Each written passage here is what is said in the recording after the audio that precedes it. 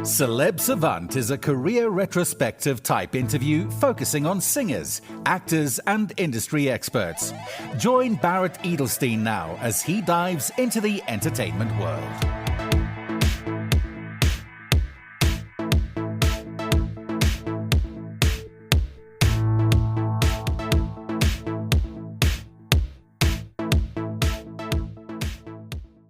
Schalk Bezuidenhout is a South African comedian, actor and performer.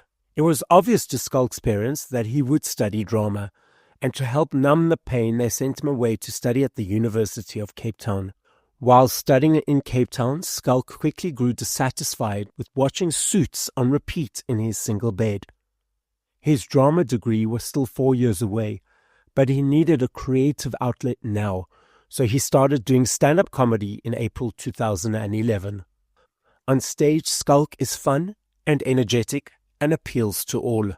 His performance highlights include headliner at comedy venues all around South Africa and the world, performed at comedy festivals worldwide, various corporate and charity events, successful runs of international one-man shows in the UK, Dubai, Australia, Netherlands, and more. Only Jokes Allowed on Netflix. Trevor Noah's opening act at various times since 2015. Recorded his own Comedy Central special in June of 2015. Is a nominee and winner of the Savannah Newcomer Award at the Comic Choice Awards in 2013. Nominee of Breakthrough Act at the Comic Choice Awards in 2014. Nominee and winner of the Intermediate Award at the Comics Choice Awards in 2015. Canna Award for Best Up-and-Coming Artist in 2015.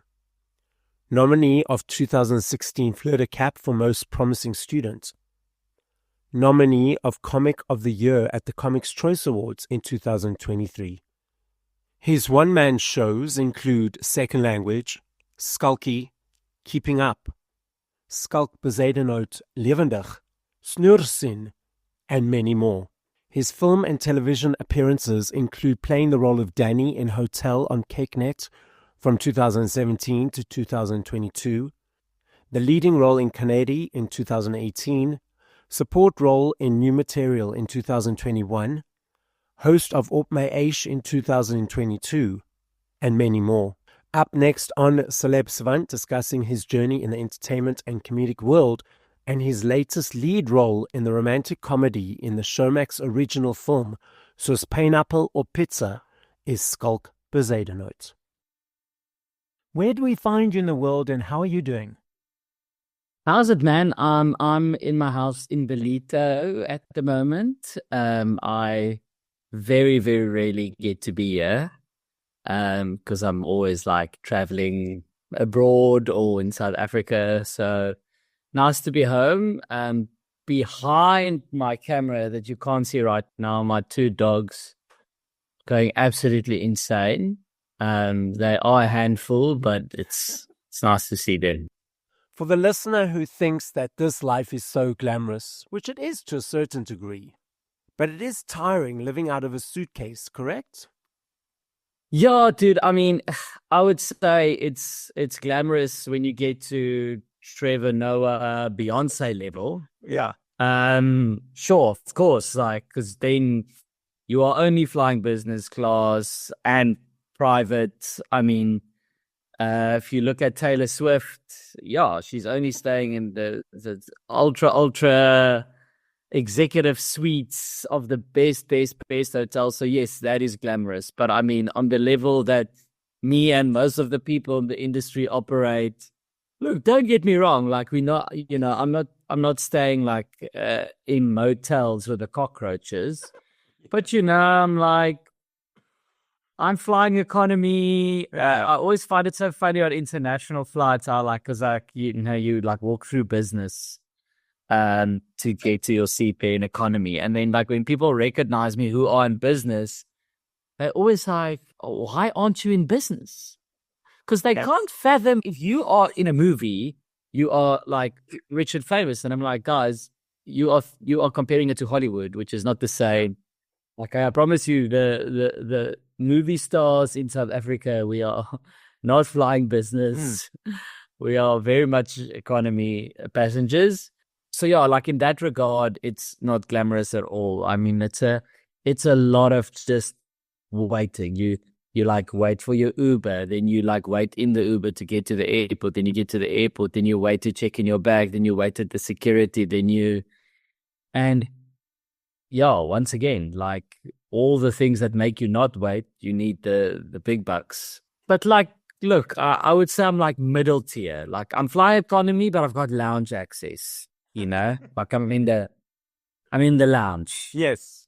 Okay, Schalk, so now let's rewind to the very beginning. At what age, whether as a child or teenager, did you think, cool, you want to be in this comedic space in front of the camera and making people laugh, entertaining them? And how did that journey progress?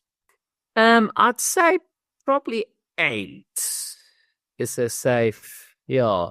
Where also like when you're young, like you don't really know, like people even still, like when they're 5, they like want to be a policeman or whatever. And then in South Africa, you realize later, like, oh my word, I can't believe I wanted to be a South African policeman when I was 5. Imagine.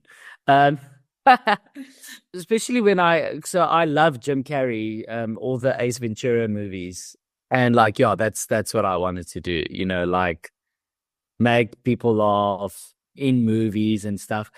Stand up, I discovered much, much later in life, only as a student. Of course, in high school, I knew what stand up comedy was, but like I just watched very little of it because for Afrikaans kids, there wasn't like really.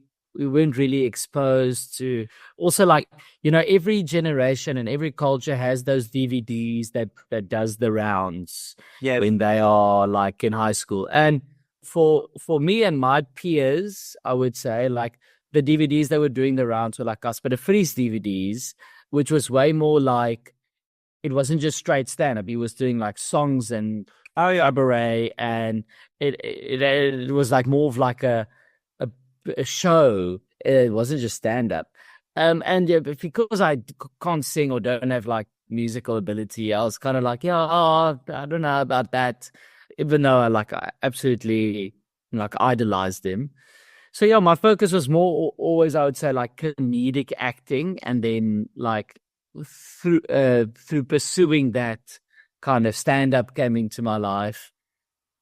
So yeah, now I've got best of both worlds, like I do mostly stand up now, like that's definitely what fills my calendar. But like every year I try and make space for like at least one big acting project a year.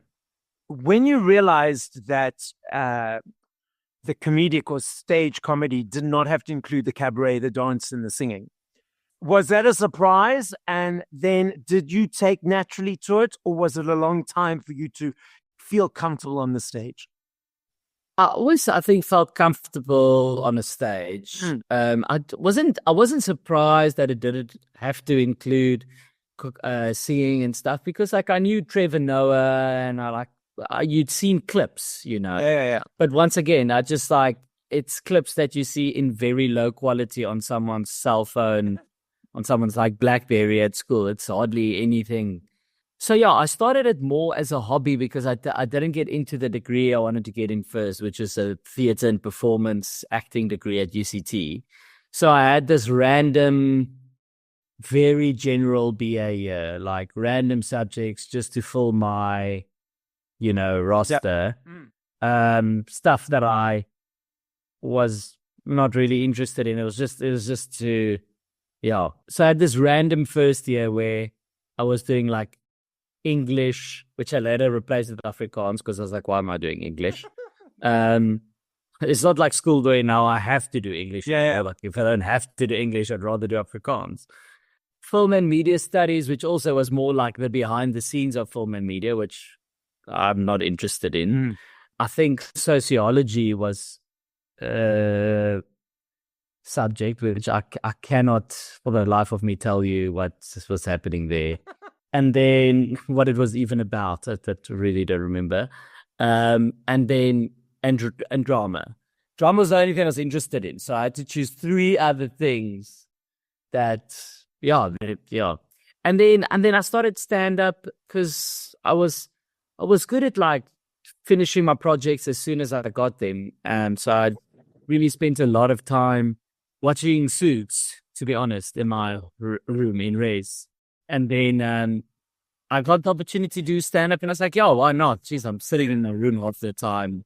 I'm not like adding anything to mine. And then, I started stand up. And to be honest, at first I thought this is cool, this is interesting, and nice, lekker thing to do when I'm an actor and maybe like I don't have a role, and nice thing to do on the side. But then the more I was doing it, the more I realized like I think I'm more of a comedian who can act as opposed to an actor who can do stand up. I think with a lot of like real comedians though, I don't think anyone who's like super talented in stand-up comedy will do like one stand-up gig a year. It's mostly, I mean, I think the rare exception, someone like Eddie Murphy, like he did those two specials back in the day. He's obviously a talented comedian, but for some reason he's like, I'm never going to like beat this special again or these specials, and I'm quitting forever and I'm being an actor. But like most actors, like Chris Rock, Louis C.K., Bill Burr. Like, I mean, Bill Burr is now doing a proper play on Broadway. He's doing Glenn Ross. So, I mean, you need to be able to really act to do that. But I think all of them, they're like 90% of the time they're doing stand-up, and then here and there they do an acting project just because, I think most comedians can act, and most comedians like really love acting, So obviously being a comedian, you have to be able to read the room, read the energy of the people, and feel the interactions and the responses. So is that something that come naturally to you from the beginning, or have you built that up over time? I think I built that up over time, like where I was quite nervous when I did stand up the first few times because it's daunting, especially in South Africa, which is very multicultural.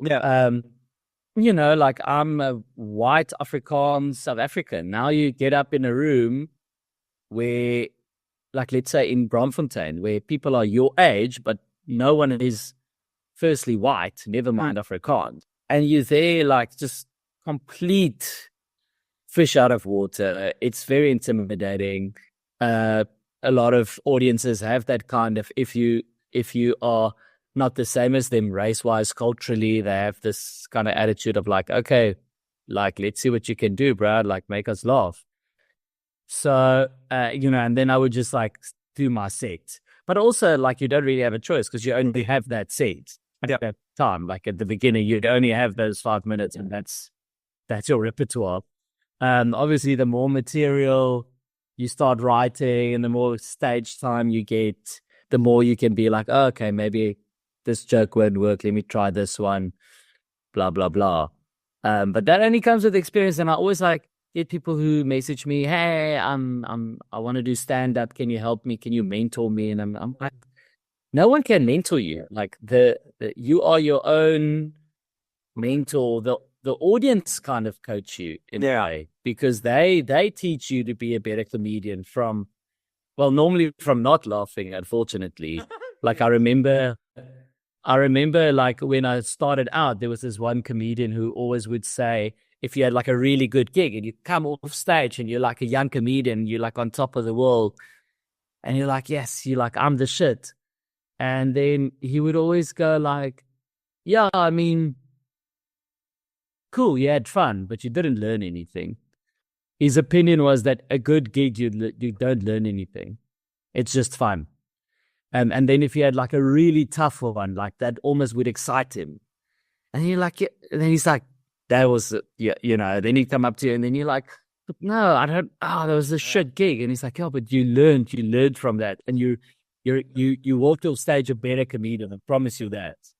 That's interesting. And up to an extent, he's right. Like obviously the goal is always to have more good gigs than bad gigs, but seeing the bad gigs as learning, and that's where you like really, and on podcasts and stuff, you often listen to comedians and they're like, dude, I ate shit for the first few years of my career, like just like no one's laughing and just dying on my ass. Yeah, none of the excellent comedians because of that, I guess.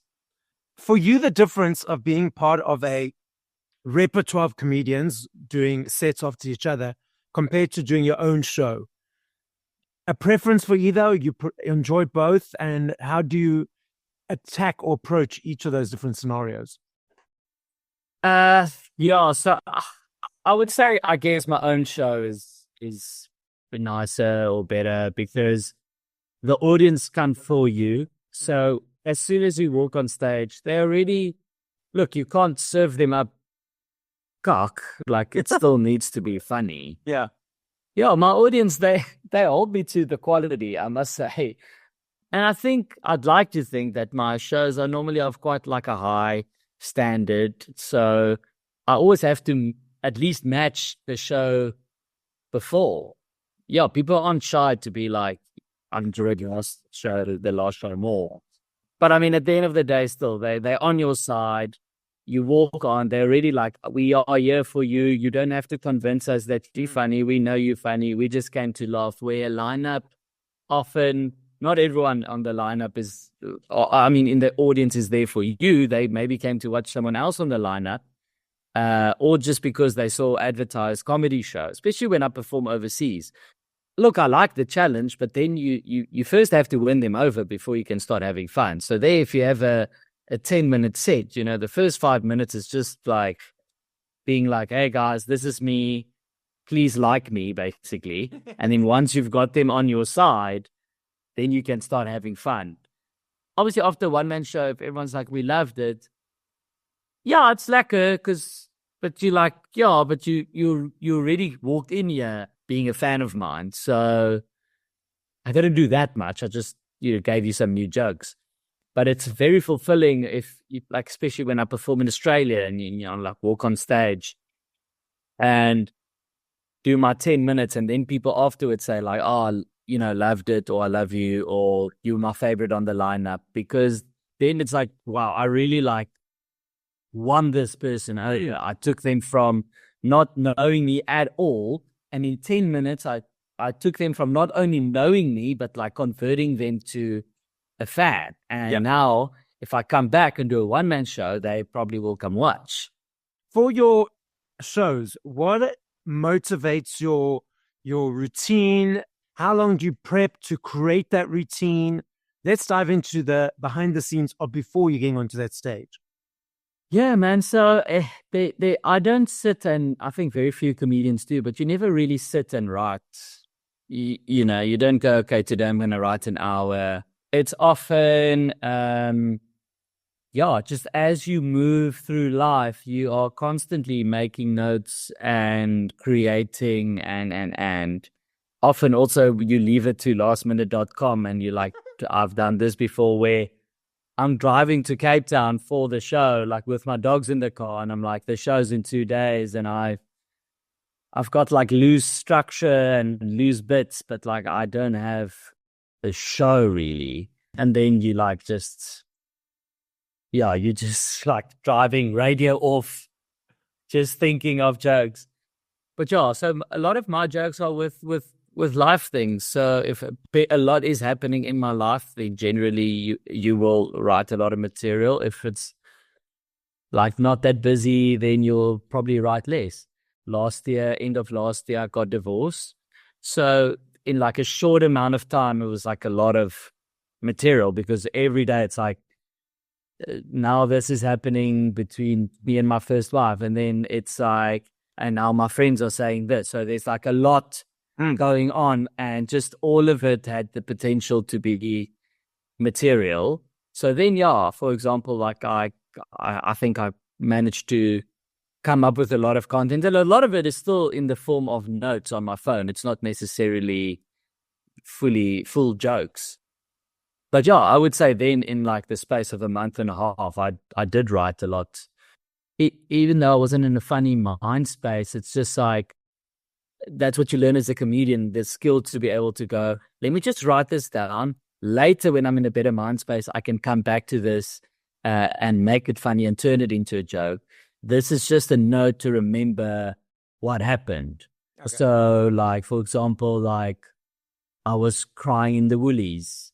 And you're like, in that moment, you're like, I don't know how I can turn this into a joke yet, but you can recognize, geez, even though I'm devastated right now and in a very sad place, there is something funny about crying in the Woolworths. So let me just write down, crying in the woolies next to the yogurt. And then like later you come back to it and then you can find the joke, you know what I mean? So, so then you create like a lot in a short space of time, and then later it's like a bit of a dead quiet place again. But I'd say a lot of comedians are churning out like an hour a year. Yeah, so it's kind of like that. And if you divide, let me see, I've got my calculator here in front of me. If you divide 60 minutes divided by 365 days in a year, so it's like 15% of a minute, 60 times 16%. So it's like 10 seconds a day if you work it out. Like you're just writing 10 seconds of funniness a day. But obviously you're not writing 10 seconds. On one day you'll be like, I've got a brilliant joke, and you'll write 5 minutes. Yeah. And then nothing for a month maybe. Do you enjoy doing audience work? A little bit. I like including them a little bit, but for me, it's, I'm very much like the audience must shush and like, let me do my thing. And, because once the audience get too like, oh yeah, this is also our show. Yeah. And then things just start getting out of hand. And then you start getting people who like, oh, I'm going to show everyone how funny I am. Oh yeah. And start shouting their own cuck. And then eventually you just become like a school teacher, because if you can't control the room, you basically eventually just being like, in the middle of a joke, you're like, hey, can you shush? And then like this person, and you're like, hey, shut up. So yeah, I'm normally quite strict, and because I'm also like I'm undiagnosed, but I'm pretty convinced I've got some form of ADD. So if I'm on stage and performing, and someone is like chatting to their friend next to them. I can hear those whispers. I can see. It's distracting for me. It's also like it's annoying for the people around them. So you're like, because like when you watch a show and people are talking behind you, it's super annoying. So then I'm also like aware of that element, that like the people around them are not having such a lacquer show because those two people are talking. So yeah, I often address those things in my show. And I know, of course, someone like Nathaniel, he's very strict with that. If you take out your cell phone, he cucks you out. If you talk, he cucks you out. And then then often you'll hear people go, yeah, Nathaniel, like I went to go watch his show and he's so strict, and like, yeah, he somewhere like cucked out a woman for using her phone or like for speaking. And I'm like, he's not being strict. He's just enforcing what should be the norm. Etiquette, exactly. Yeah, it's theater etiquette. And I didn't even experience that, but he comes from a generation where like he started performing without cell phones. Yes. Imagine like you are a performer and you used to like having everyone's undivided attention. There's nothing that people have on their person. I mean, like in the 80s or 90s, if you've got a babysitter at home, she's only reaching you when you get back home. Exactly. Like then you know if everything's fine. And then this like device comes along that just like people get addicted to, and you go from like having everyone's undivided attention just by from that to like people just, you see these little lights pop up, and I think people don't realize how not anonymous they are in the crowd. Like you quickly check a message on your phone, but from the stage, from our perspective, your whole face lights up. Like it's this little like blue face then suddenly in the audience. Whenever I'm in theater and if anyone near me is with the phone on, I say, put the phone down. Yesterday, in fact, I went to go see Alan Committee's show, and these people like talking intermittently during the show. And eventually I turned around and said, can you please keep quiet? I was like, we're in a show. Can you shush? There is this perception that like, if it's a play, if it's a drama, it's Sandra Prinsloo, then there's this perception that like, now we behave ourselves because it's theater. And then with comedy, the perception is that like, oh well, it's comedy, man. It's musnau. It's like it's fun. It's chilled. It's more relaxed. And I'm of the opinion that there's no difference. Etiquette. There should be no difference etiquette wise between my show or Alan Committee's show and a show with Sir Ian McKellen. Both are equally, like, both are theatre. The difference is just in my show, you will be laughing more.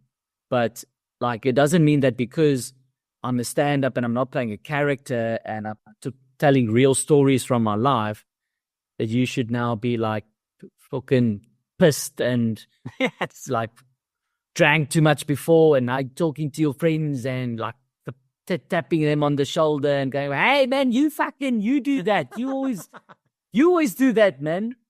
I make it sound like it's a big problem in my life. Like my audiences are generally like very nice, very accommodating. But you know, alcohol is an ugly thing. And don't get me wrong, I love my red wine. I love alcohol. But normally if someone is misbehaving in a show, alcohol is always the common denominator. Yes. It's always that the person has had too much to drink. Like, I almost want to say 100% of the time. Absolutely. Now, let's take a focus. What do you enjoy about acting and being behind the camera? Sorry, in front of the camera, not behind. Being in front of the camera, what do you enjoy about that? Yeah, I think it's just the difference it's a different art form, you know, like I very early on as a student separated comedy and acting completely because it's two different things. And kind of my lecturers almost in a way forced me to, because often they would say like, Schalk, you know, like we're trying to mark you on your acting, but you're being Schalk the comedian. So you're playing for the laughs and this is like Shakespeare, you shouldn't be playing for the laughs. Yeah. And that's just because, like, yeah, it's so easy to get into that, like, comedic flow. And I had to learn to be like, when I'm on stage and I'm acting, I'm not Schalk the comedian. I'm whoever I'm playing. Because it's so easy to go into my normal, like, mannerisms. So, yeah, I always completely separate the two. They're completely different things to me, completely different art forms. But at the same time, they're in the same family. So I see it almost like as like if you're an athlete, and there's a huge difference between the 100 meters and the 400 meters. You know, like if you tell Usain Bolt to suddenly run 400 meters, it's a different ball game. Yeah. But they're in the same family. So, yeah, something like that. So, yeah, and I love acting, man. Like, it was my first love. It was my first love before I even knew, like I said, what stand-up even was. The sad thing in South Africa is just like in front of the camera, you know, like those bloopers that you see always at the end of the movie, like especially the Jackie Chan movies. They love a blooper, eh? Like, it's always like the Jackie Chan movies, always like the bloopers at the end is as long as the movie. We don't have like that many takes and stuff in South Africa. It's just like our budgets are obviously just, you don't have the luxury to do a scene 50 times, you know. So often if once you've nailed it, even if it's not your best take, if it's just a take that's usable and you're already like in trouble for the day time-wise, you know, the director will be like, cool, I'm happy, let's move on. Because that's also a skill you have to learn as a South African director, is that to be able to, like, I've got what I need, let me move on. Because it's either I do 20 takes of this one scene or I don't finish the day and I have to sacrifice. And because of the budgets also, you know, like that story of The Revenant where they're like, you know, they came back day after day to do this scene because the director was like, you can only shoot for this time of the day because the lights is like perfect. And, you know, the budget was just like, we'll come back until it's done, whether it's a week or a month or whatever. And I just laughed so much when I heard that, because I was like, imagine that's a director to come direct something in South Africa with the South African budget. The AD will tell him, bruh, if you don't have this scene by 5, then you don't have it. Yeah. There's no coming back tomorrow. There's no money. So yeah. And I'm not saying it as a poor us, you know. If anything, that's why South African crew are so good, you know, because we can work under pressure, because it's like, okay, guys, we've got a turnaround here of 30 minutes to light the scene. And the crew like hustle. That's why they shoot so many international ads here, because the crew work so well, they work so hard, they work so efficient, they work so fast, because that's just our normal speed. You know, in France, like, you're allowed to, as a crew member on a shoot, whether it be a movie or an ad, you're allowed to have a glass of wine Yes. at lunch. Yeah. So that just gives you an idea of like the tone. And then also, like, as an actor, you learn to, like, from the first take to be able to nail it, because sometimes you only will get one take before, like, we have to move along. Okay, so now tell us the latest movie on Showmax, the name of it, who you portray, and a little bit of an overview of what it's about. Yeah, so it's called Soos Pynappel Op Pizza. It's about this guy, Baldu, who's a chef, and his girlfriend left him, his fiance, and he's completely heartbroken. He's back living with his parents, and they've kind of forced him to go on this singles retreat. And he does it to get them off his back. And they feel he'll go find true love again. And he doesn't think he will, because he's still hung up about the previous girl. But he does believe in true love. And then there's another girl, Becca, who basically goes on a dare. Like, she does not believe in true love at all. She thinks it's all just, love is basically just chemicals in your brain. It's as easy as that. And her brother and her brother's boyfriend say, okay, go do this thing. And they make a little bet. If you do find true love, you have to do this and that.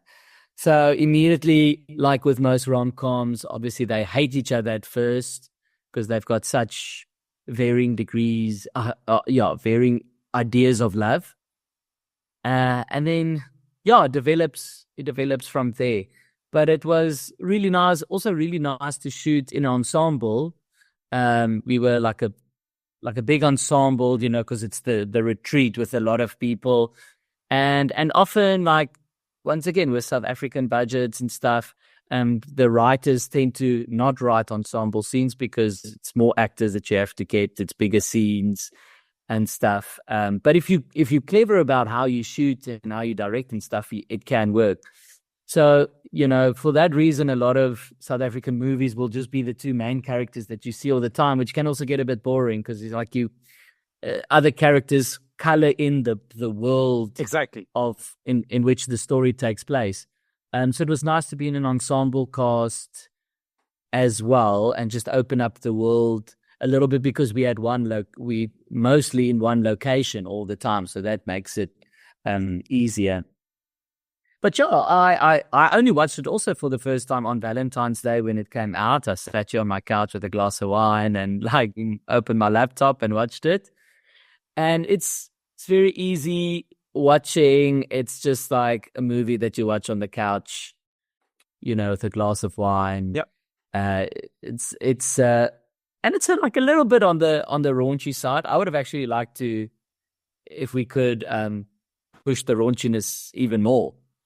But I think for an Afrikaans rom-com, it's definitely more on the raunchy side. Okay.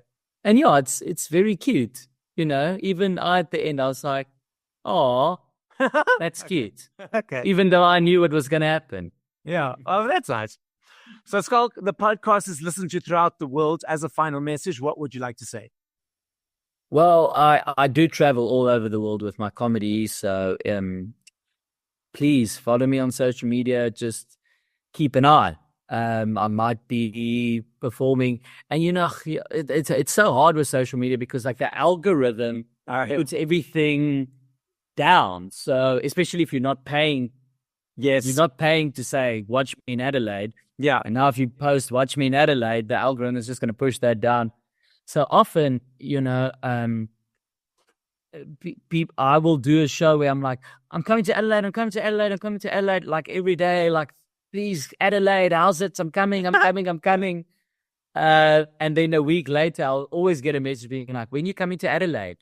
Like a week after the show. And I was like, I was literally just there with a bunch of empty seats. Like I could have needed, really could have needed you at the show. And then they're like, oh, I just didn't know. I just didn't see the posts. So just keep an eye on my website, on my social media. I'm always posting where in the world I am. I'm going to be doing a big world tour again next year. So this year I'm going to do Australia again, but I'm not doing Europe and the UK. Next year I'm doing a new show in Europe, UK, Australia, UAE, South Africa. I'm not doing a big South African tour this year. Next year I'll be doing a big South African tour again. So yeah, super excited for all of that. Thank you for listening to this episode of Celeb Savant. Please follow Barrett on TikTok, Instagram, YouTube, and Facebook at Celeb Savant. That's CelebSavant.